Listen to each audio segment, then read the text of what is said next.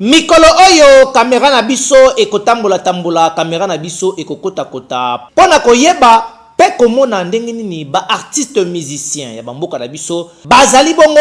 kolekisa ba moment na bango ya confinement na bandaku na bango suite na pandémie oyo ya Covid-19 ezali ko déranger ba le monde entier mikolo oyo na yango pona lelo tokolakisa bino ndenge nini grand artiste musicien ya bamboka na biso na kombo ya Ferregola Jésus de Nuance ye chaque tongo alamukaka la parler na ye abimisi tapi na ye tandenge atandi yango wapi abanana kosala gymnastique na kati ya lupango na ye bino moko botala ndenge azali kosala pompage okokanisa netike oyo judoka to pe boxeur to pe karatéka mais eza nango artiste musicien tala ndenge avali kosala physique bondimela ngai ke pepele na ndenge ya kosakana te sima ya kobeta pompage na tapi na ye libanda bondimela ngai ke artiste musicien Ferregola Jésus de Nuance akotaka bongo na kati ya salle ya musculation oyo evali toujours na kati ya ndako na ye en tout cas oyo evali kolakisa ke Jésus de Nuance Ferregola azali très organisé po tala na kati ya ndako na ye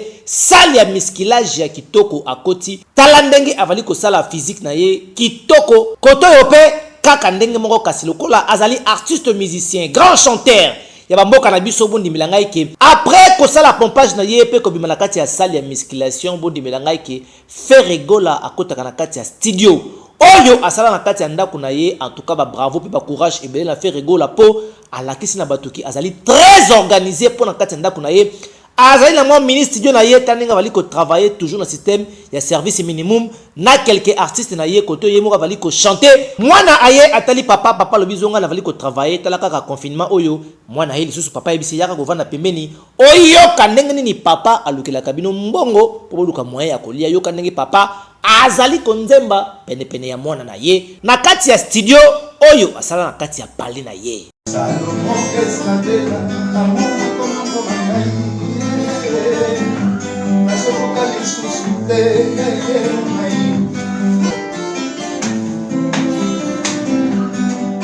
Mona mukala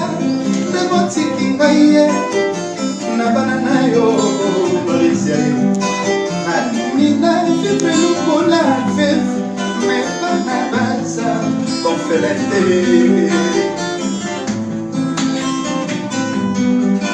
Mona mukala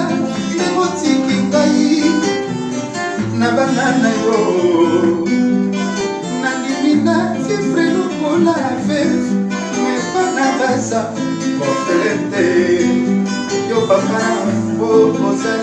awa tokoyebisa kaka na baartiste musicien ebele bolanda bongo exemple ya Ferregola Jésus de Nuance oyo wapi malgré confinement ba concert ezali te ba studio ekangami me ye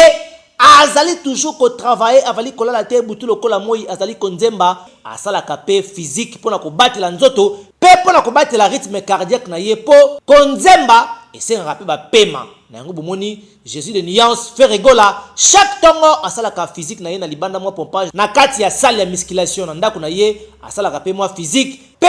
atiki koyemba te azalaka bongo na studio na ye na ndako taninga vali konzemba pona kolakisa batuke musala oyo vali kaka musala ya ba grand salle te ezali kaka musala ya kokendaka ba studio te mais ezali musala oyo osengeli kosala yango tous les jours esika nyonso ozali ti mukolokolo akozwa molimo na yo bravo pe félicitations na yo Jésus de Nuance Ferregola po olakisi ke oza penza grand artiste na bamboka oyo eyokani